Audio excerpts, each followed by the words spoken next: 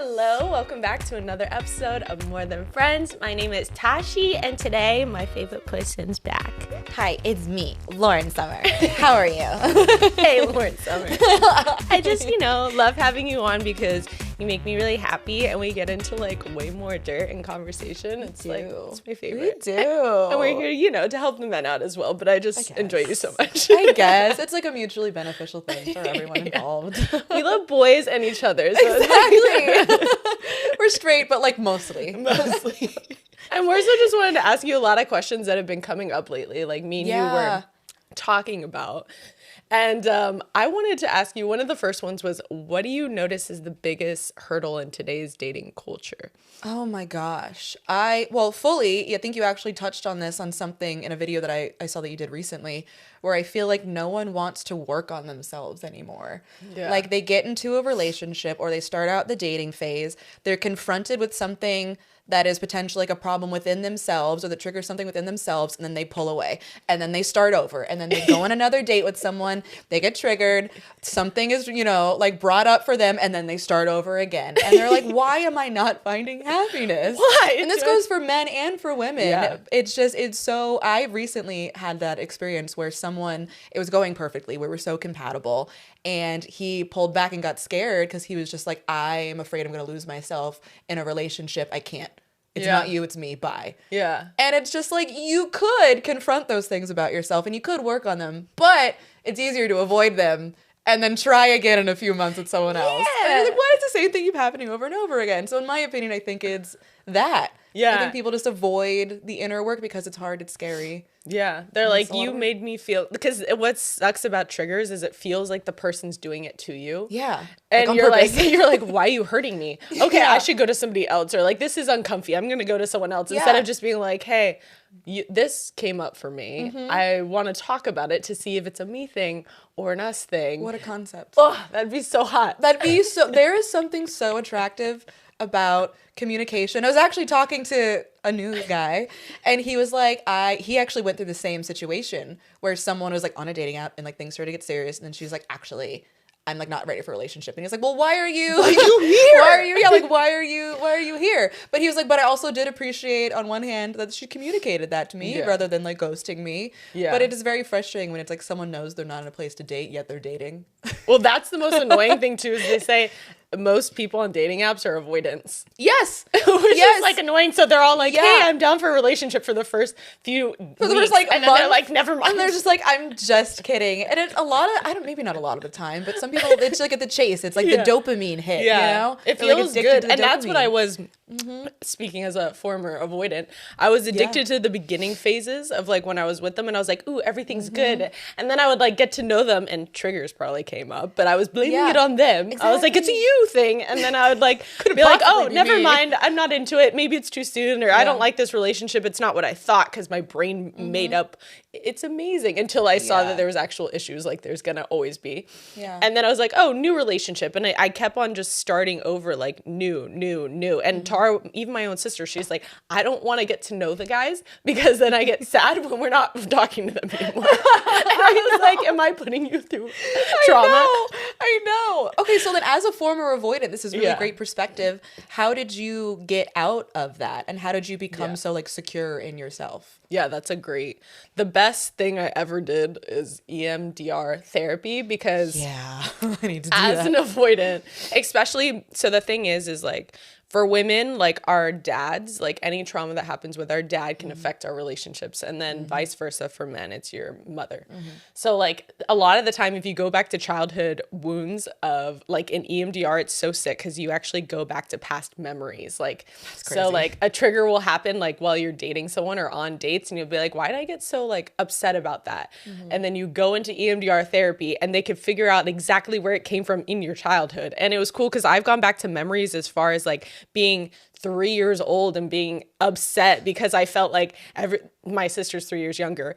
My parents were paying more attention to her because she had like an ear infection. She like was crying all the time. So I was like, you guys are being fake to me. Like, you guys don't really love me. You used to give me attention, but now you like her more. And I was 3. I'm not going to remember that. Like, so it caused trust issues with like me and my dad. I was like, you like her more. You love her more than me. Yeah. And I was like, It's wild. You would never know you had that because you were 3 and you're too young to logically know that that's not true. Of course. So you have to go back to those memories and release them because you don't realize how those little things are affecting you today in your relationships because you can't even think of that today. I know. Like you think it's the other person, but it's not. Yeah. It's so crazy because whenever you're like maybe like younger and dating, you're like, there's no way my childhood is like, if that's not how that works. My childhood didn't make me who I am today. Yeah. And then you get older and maybe you do therapy or just like a lot of inner work and you're like, holy shit, my childhood made me who I am today. Like that set the foundation for who I am as a person. Yeah, literally. It makes sense. Like literally, like, oh, this is kind of what we were talking about the other day at my house was like, as cavemen, you know, we were kind of molded as like, okay, in the first like maybe 7 years of our life, how to react to things, how to, you know, maybe self-soothe, how to just be a person. You're taught how to human. Yeah. You're taught how to survive in those early stages of your life. So it literally affects everything. Yeah. So if you're in a situation in like a household where you were in a constant fight or flight, you are going to, that's the foundation for how you're going to be as a adult of I'm going to be in fight or flight mode the entire time. Meanwhile, if you have a very secure, open, healthy childhood, you're probably going to be an open, secure, healthy adult. Yeah. Like, no shit that affects how you're going to have a relationship because you were raised a certain way, but you kind of realize, like, no, that's not. That was so long ago. But it totally is. It's crazy. Yeah, they said that between the ages of 1 to 7 develops your whole personality and how you are. And it's wild because if you don't go back and fix those, you're still acting from your childhood wounds. Yeah. Yeah. And like you can't really blame a person. It's like it's just how you were raised. But there's something so like attractive whenever someone realizes that about themselves and it's like, so I want to work on I think I'm gonna work on this. I think I'm gonna grow. People are so afraid to grow because it means you have to be vulnerable and it means being like, oh, there's actually an issue with me and it's not just everyone else. And that sucks. I think the hardest thing that I've noticed with men, because I see it come up with my girlfriends a lot, where the girlfriends are very into the guy that they're dating, but then a trigger will come up in the relationship and the guy doesn't want to do like EMDR therapy or any like therapy to try to fix it.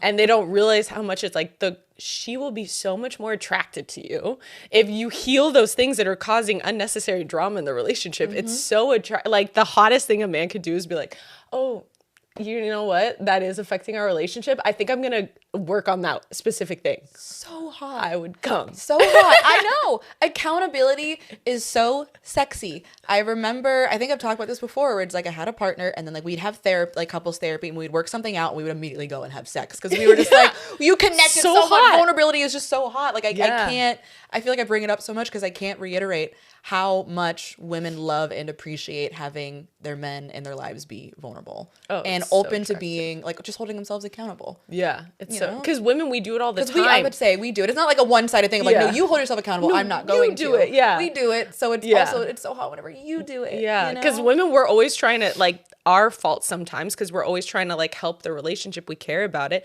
And we're like nurturing by nature. Yeah. So we're trying to like fix, like, even if though it's like a thing that you need to work on, we're like, how can I mold to try to like literally make this better? And it's like, or if you just fix that one thing, we would like yeah. And I love whenever in a relationship, a partner can, instead of pointing at you together as a team, you can like point at the problem, be like, okay, let's work on this as like a separate entity. That's attractive. Of like, we're arguing, but it's not you. It's not we're a team. We're on each other's side.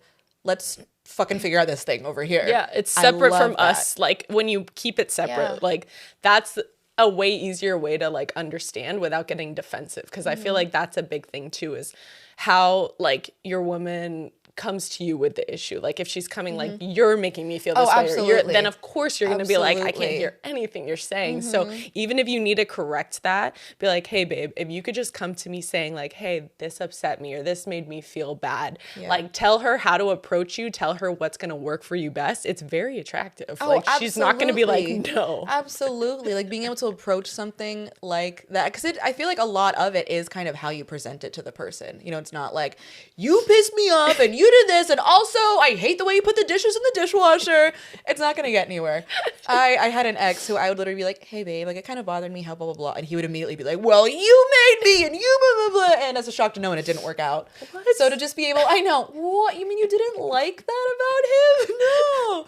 And it's because he had that wound where he always felt like he was being attacked, and it literally stemmed from his childhood. Yeah. To where like his dad would come home and he would yell at him and he would whatever, and he always felt like it was, you know, the world against him. So that's never a worked on good it. question too. So what's something in a past relationship that if they just worked on that, it would have actually lasted? Oh my God, the ability to hold themselves accountable. Yeah. Because like it's sometimes, I feel like people need to hear this. Sometimes it is one person's fault in an argument. Sometimes it is just something that the other person did to maybe trigger or to cause that issue. A lot of the times it takes two to tango. Yeah. Of course. And like in an argument, it's whatever.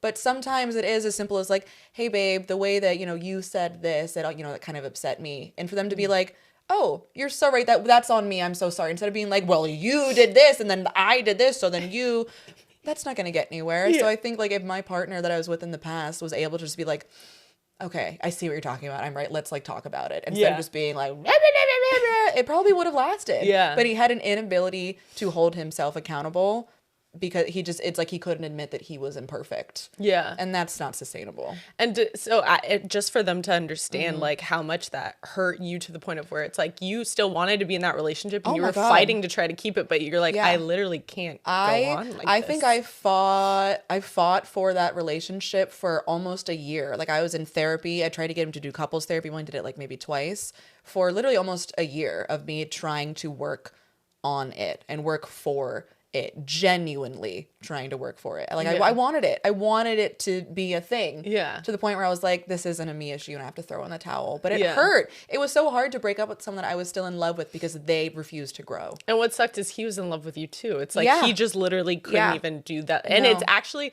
what's the best thing Sad. ever is what men don't understand that aren't doing like any EMDR or therapy.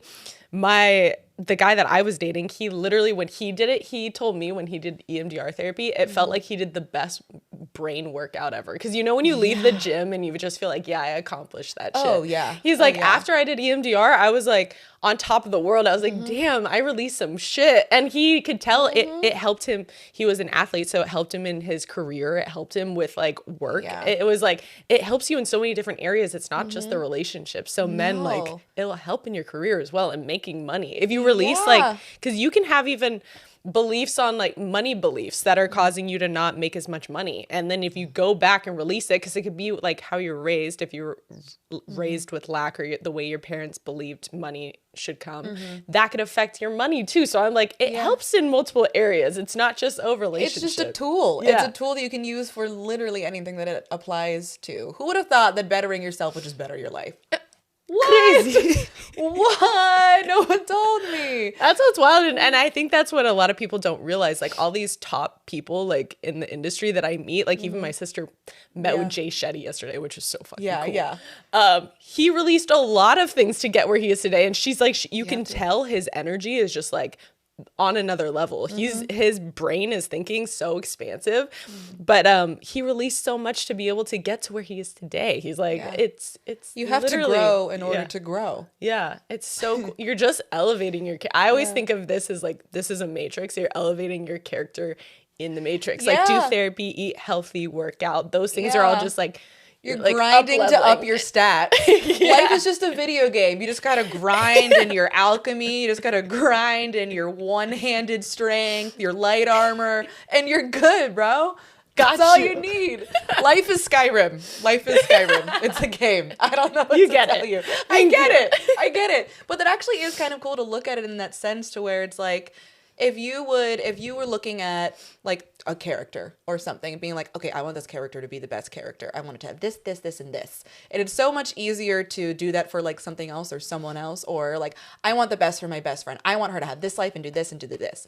But for some reason, it's so much harder for ourselves to take care of ourselves. I saw this quote and it was like, I treat myself like a plant that was gifted to me. And every 3 days, I'm like, fuck, I forgot to water it. Oh shit. Oh my God, I forgot. Meanwhile, it's for everyone else. Like you pour so much into them, but you're like, wait, I need to do that for myself as well. And you forget sometimes. It's so much easier to want that for the people that you love and care about, but it's so much harder to do it for yourself. Yeah, I do that even when I give advice to other people. I'm like, Tosh, take your own fucking I advice. know. And I'm like, I should probably also do that.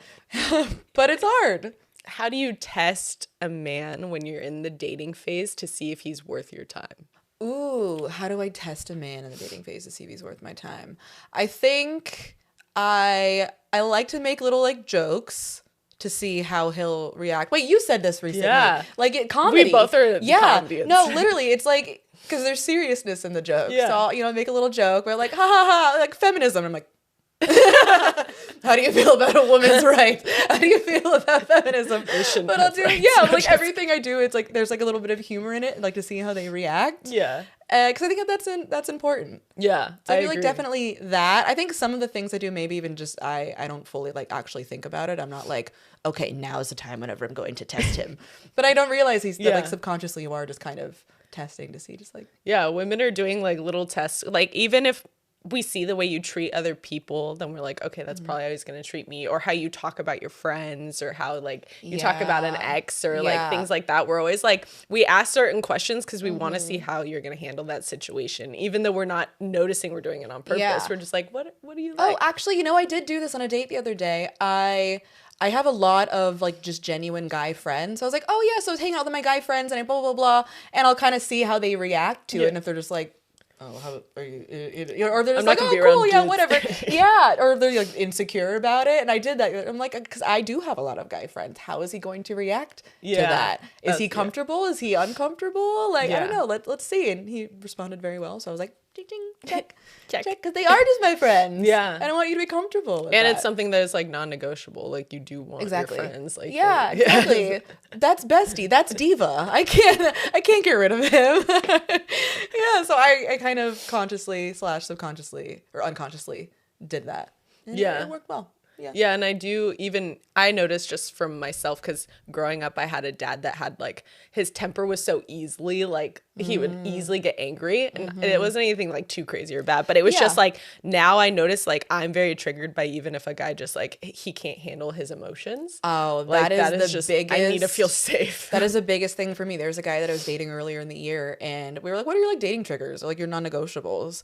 And we were thinking on it, and I was like, oh, let me think about this. And I was like, oh, a man that yells whenever he's angry, because it shows that he doesn't know how to like handle his own emotions. He doesn't know how to self-soothe. He doesn't know how to regulate. Yeah. And that's a huge trigger for me. That's a huge no-no. I will not. Some things are going to happen. We're going to get elevated, but I need someone to immediately be like, all right, let me check myself. Yeah. I won't put up with it. So yeah, that was like a huge non-negotiable. It's like, if you can't fucking take a second, take a breath, step back, because I'm going to do that. I'm grown enough to where if things get heated, I'm going to be like, okay, I love you. Let's, you grab a glass of water. I'm going to go make some tea and then we'll come back to this. Like, hold on, pause. So I need you to be able to do that too. Non-negotiable. Yeah. Yeah. And there's something attractive about when someone can realize that they're like getting too heated or whatever, and they need to just like leave, or like, I'm like, if you need to go away and have a second, do it. Like, that's attractive that you care about our relationship so much that you don't want to affect us because of something. It shows emotional maturity. And that they care enough to be like, again, that it's not you, it's the problem. And if I'm yelling, I might make you think that it's you that is a problem. So let's just like reevaluate. Let's take a second. Let's go back to the problem. And I think also men don't realize, because obviously they're not living in our bodies, but like how much we're so worried about our safety at all times. Like things that we do, like even me going out all the single time. Or like as a girl drinking, I'm scared to have too many drinks because I'm worried about like, if I get too drunk, like, will I be okay? Like, how am I getting home? Like things like that. Like I was like, there's things that we just have to worry about. We just want to feel safe.